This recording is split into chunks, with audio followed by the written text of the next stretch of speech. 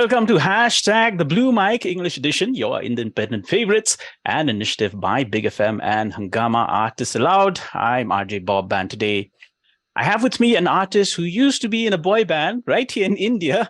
But before we get to that, let's first get to know him. So welcome, Chezin. Welcome to Hashtag the Blue Mic. Thank you. Thank you so much for having me. It's my pleasure to be here. Yeah.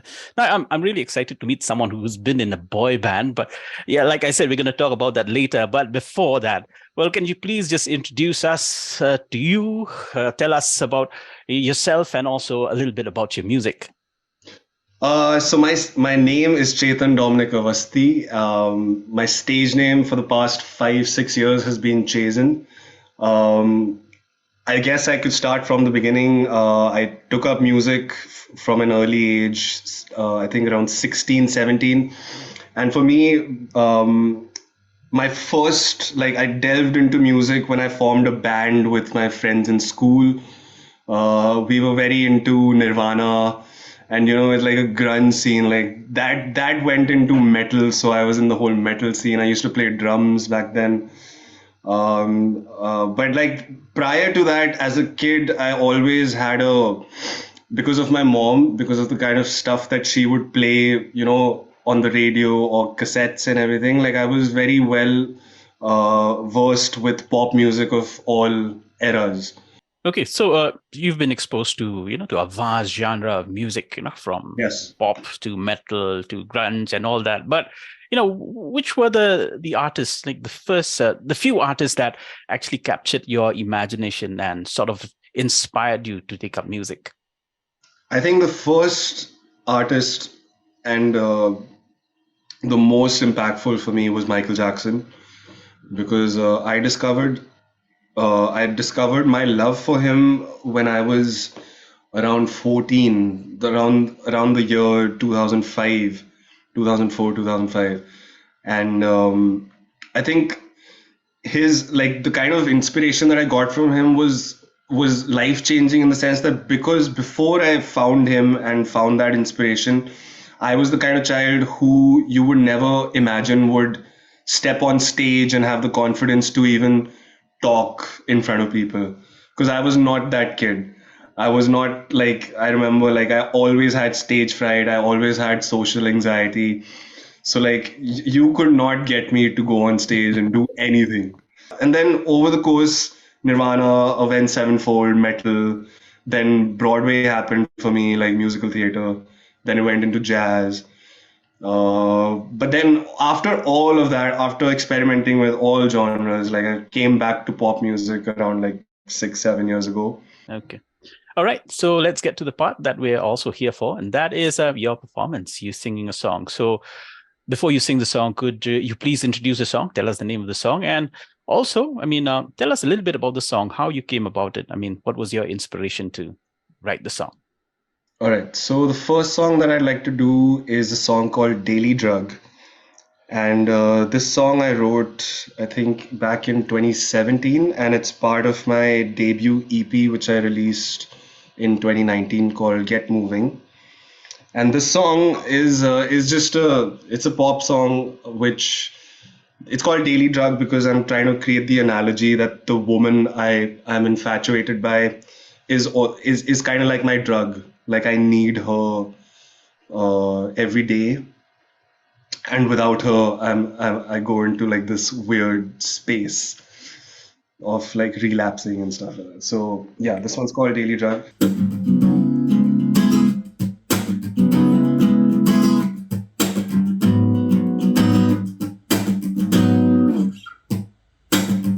I'm making baby, suffocating baby, 'cause I'm all for you. I'm going crazy, I keep getting dizzy, 'cause I'm all for you. But you're here tonight, give me that buck, 'cause I've had enough. Every time I take it, I come alive, my daily drug. You're my daily drug. Do we have time to go one more ride? Then now you gotta take it back. And I'm a daily drug. You're my daily drug. Shake you well every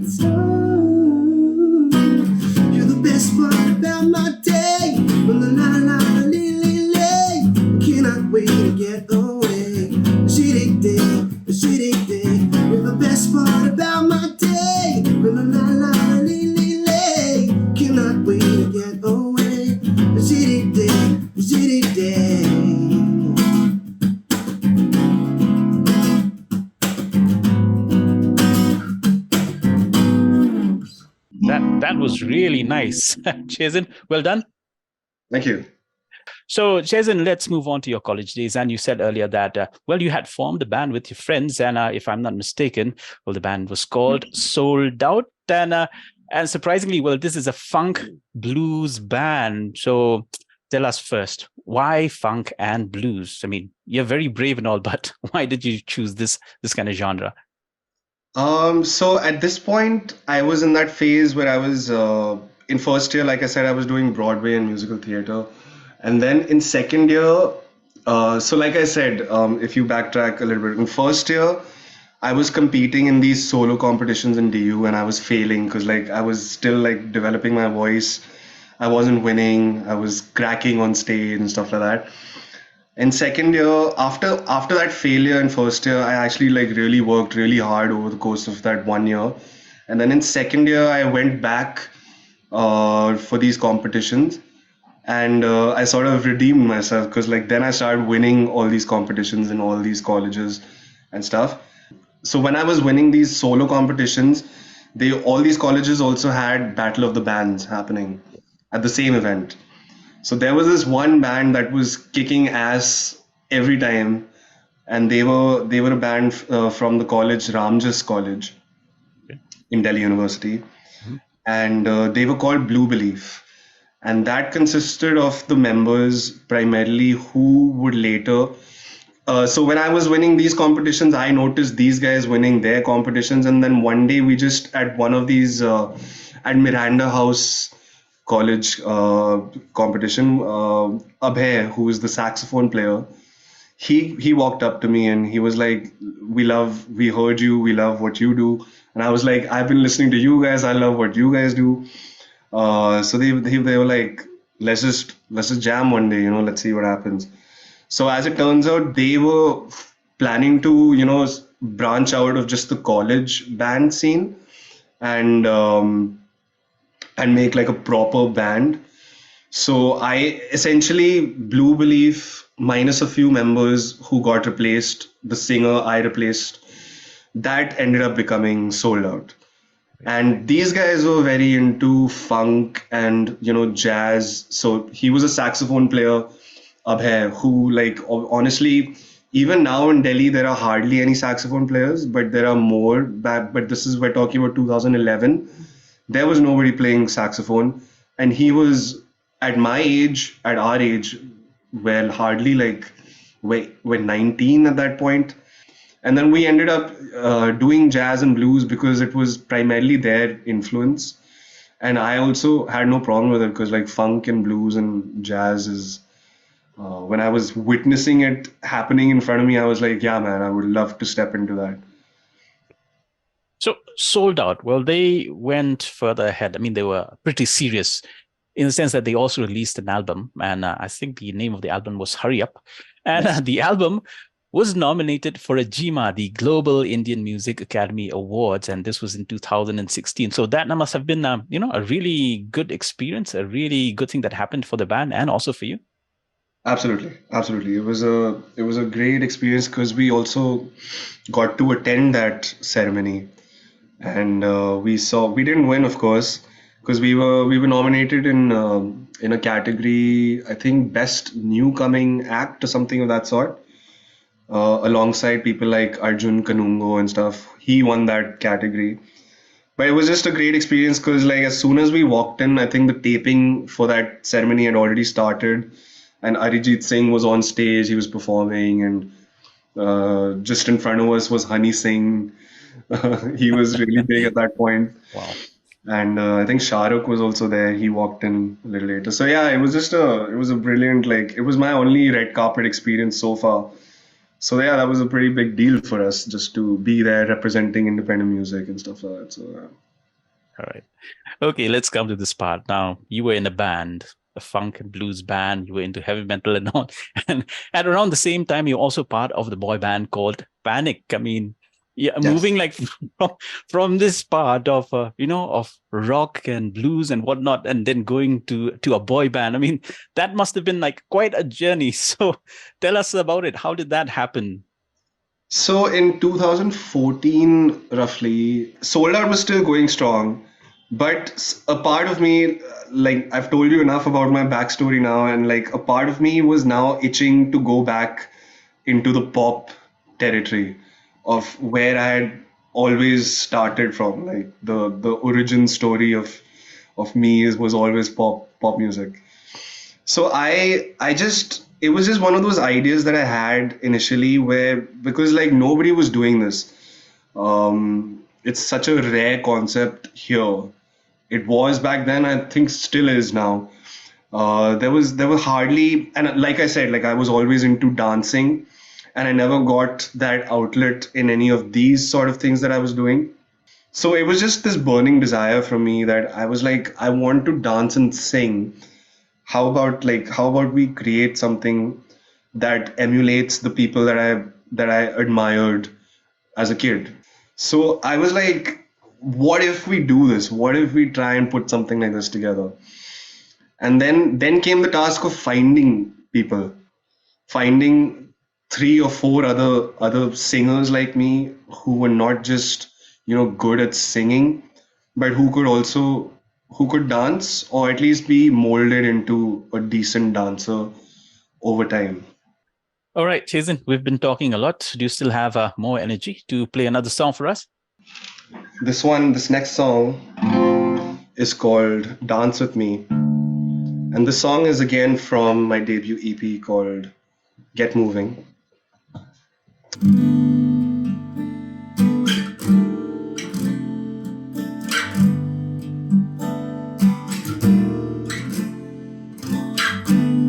It's 8 in the morning, she's lying next to me.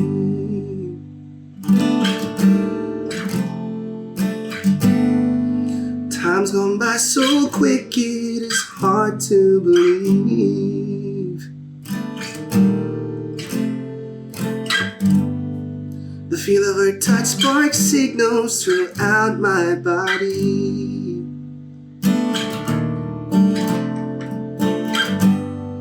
The pouring rain outside just adds to the scene. Yeah. She's nothing I've ever known. Could never feel alone. The beauty inside her brightens the night sky. Heaven, I love you so. More than you know. I won't let you go. You're all that I need. Stay with me, please. We dance forever as though it's a parade. We'll make fair weather in a love serenade. We'll live our lives together, there's much to celebrate. Just take our hands and never look back. Yeah, oh,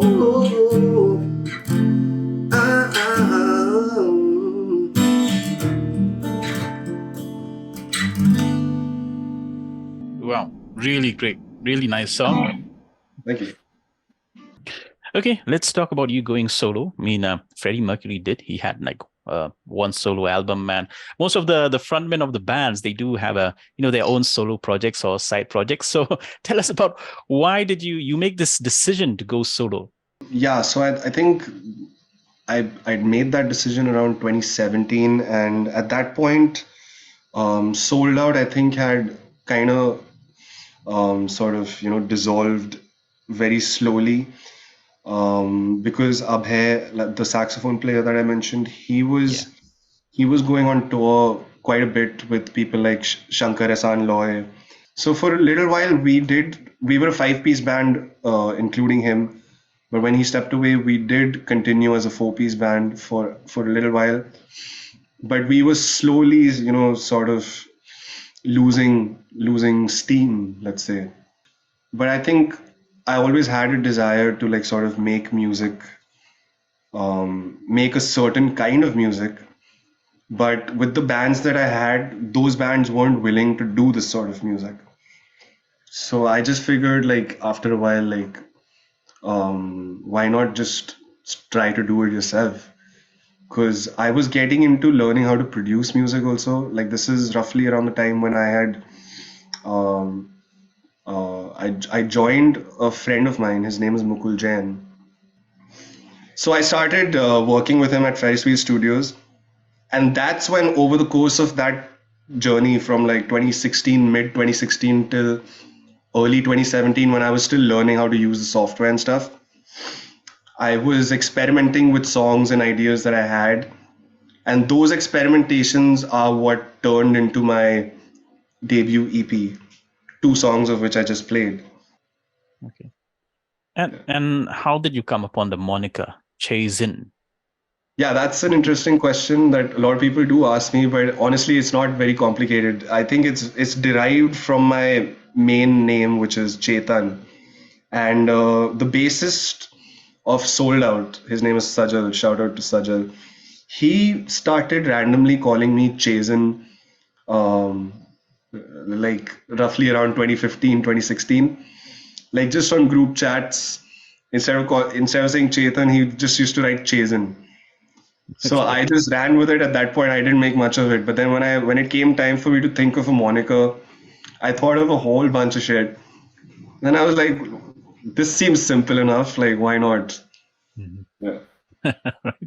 Okay, so you had mentioned your debut EP, and one of the tracks from the EP called "Favorite Sin" will soon get placed in the Netflix original series Bombay Begum Season 1. So how Yeah. does that make you feel?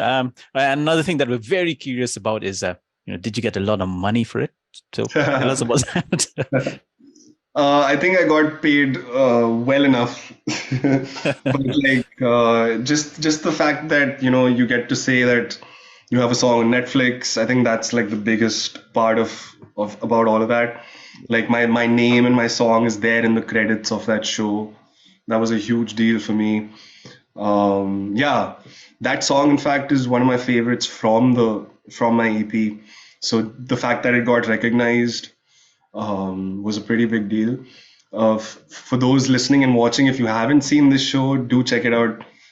It's in episode 5 of season 1 of Bombay Begums, and like there's this whole moment in that show. It's not even like it's playing in the background. There's like a whole 3-minute sequence with the song playing. It's like a music video. So yeah, like I was pretty thrilled about that. Okay. So hashtag the Blue Mike English edition goes out in the three northeastern cities in India. So what are your thoughts on the music coming from the northeast of India? I love the Northeast, honestly speaking, because my whatever experience I've had of like meeting people from the Northeast, especially meeting people, I haven't really been to the Northeast all that much.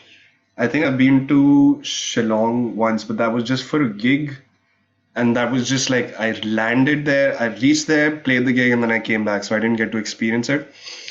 But like from whatever experience I do have of meeting people from the Northeast, like I love it because I feel like you guys have you guys are on another level of like musicality over there, because like a lot of Northeasterns do come to Delhi University. So like I see the kind of talent that Northeasterns have, male and female. They're just, as singers, they're better singers than anything that happens here. Because I think you guys just have a culture over there, and it's imbibed in you guys from a very young age.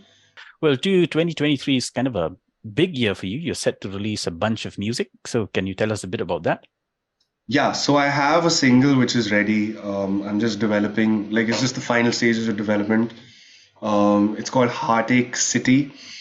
That's going to come out hopefully within the next couple of months. And I also have an EP which is ready, like my follow-up EP to my first EP. It doesn't have a title yet, but sonically, I think it's going to be interesting because it's like a synth wave kind of a space, very 80s, very reminiscent of what The Weeknd is doing right now, like with his After Hours album that he put out in 2020 with blinding lights and stuff. Like it's in a very similar sonic space.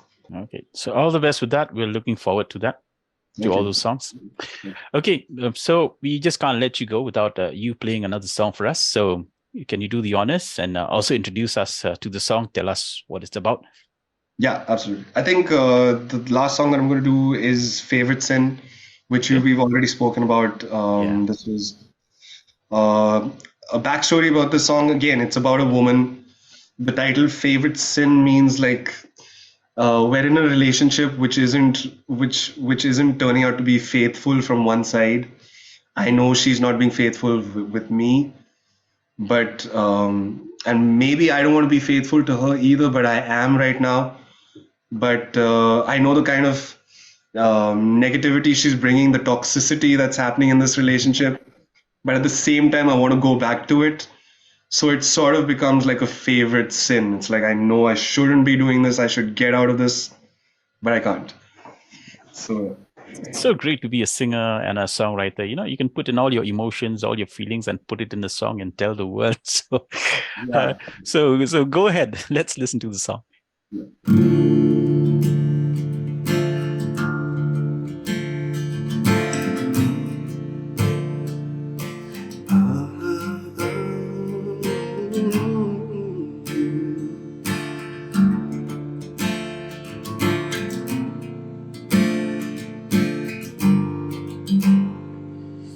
I feel heavy with doubt every time we make out. Maybe you never wanted me, you just wanted my attention.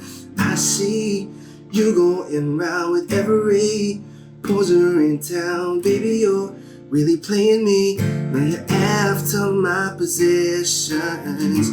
Some of the time, some of the day, that's what you always like to say. You're lying and afraid of being spotted out with me.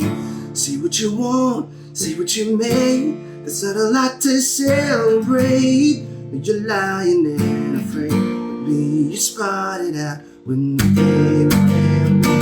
Oh no, girl, you really got demands. All your silly schemes and plans. I gotta move on, I can't move on. You made it hard to let go, girl. You really got demands. No, your silly schemes and plans. So I gotta move on, I can't move on. You made it hard. Oh, oh, oh, oh yeah.